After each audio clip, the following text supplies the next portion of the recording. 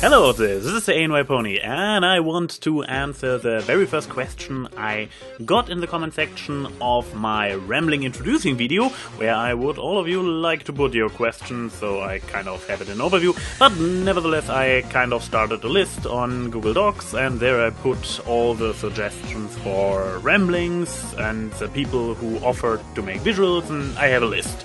Dum dum dum! Probably the only list people want to end up on. Nevertheless, oh my god, I am talking for about half a minute already and haven't even taught you guys what I'm going to talk about. Okay, the first question, I got it from Jacob Dickens, and he asked me what I think what you could do to make Flash Sentry and Sunset Shimmer into more interesting characters. Let's start with the easier one. Let's start with Flash Sentry. Because I can simply say, give him a personality. That's all. He is nothing but his animation model. He is nothing but a Flash puppet. He has no personality whatsoever. So putting anything of depth into this character, making him a character in the first place, is pretty much what you have to do to make him into a better character, because so far he is no character. He is a generic love interest. He is... I can't express how... He's cardboard cut out. He is more bland than Cadence. He has nothing for him. So give him anything. Just give him a irrational fear of zippers, and he has more personality and is more interesting than he is right now. So okay, this was Flash Sentry. How to make Sunset Shimmer more interesting or more into a better character, or what was the original phrasing? Let me just check. How could Sunset Shimmer and Flash Sentry become better characters? Yeah, Sunset Shimmer had potential. She was using potential. I mean, background story. She is Twilight's predecessor. She was there first, but then she kind of lost her mind when went rogue and fled to the human world, and scrap this part with the human world. Let's just say she fled into another dimension to plan her revenge. I mean, this premise is like, oh, this is gold. This is the former student, the one who wanted it.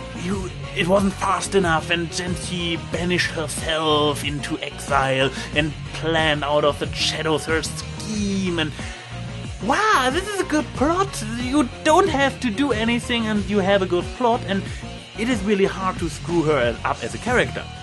Of course, if you turn this alternative dimension into a high school and you turn this character with a lot of interesting elements into a bully and an annoying bitch who is just tyrannizing everybody else in school, yeah, fail.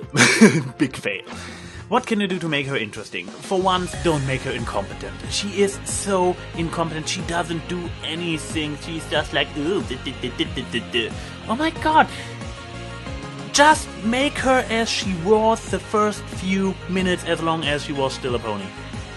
You don't have to do anything else. I mean, yeah, she was a little bit clumsy with throwing down the lamp, but then again, she has magic and reflexes and is able to catch the lamp. Then, okay, she's a klutz and stumbled on Spike's tail. I mean, whatever, this is fine. I could overlook this, making her this kind of mixture. Like, for example, Darkwing Duck. I don't know where this comes from, but Darkwing Duck, I recently, for a few months ago, I rediscovered Darkwing Duck, or I rewatched the first few episodes, and I was like, I haven't seen him in years, and I was like, impressed what kind of character he is, because he is a mixture between idiot and competent.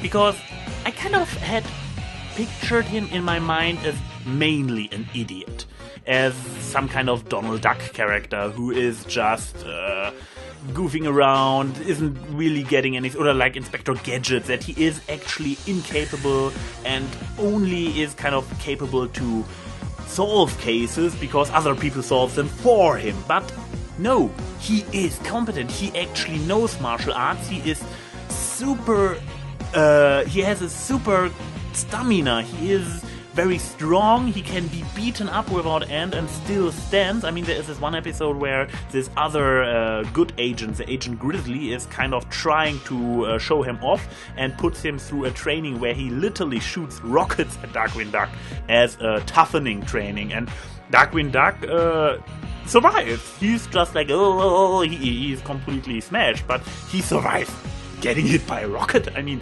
he is badass. But on the other hand, because he is arrogant and a little bit clumsy at times, he screws up a lot as well. And there you have a very interesting mixture of opposite polar elements, of being interesting, being really competent, but a little bit of stupid sometimes as well. You could have gone this direction with Sunset Shimmer. You could have made her into this character who is actually really good with magics, but in her haste, this is pretty much what Celestia said, that she is so, that things didn't went fast enough for her.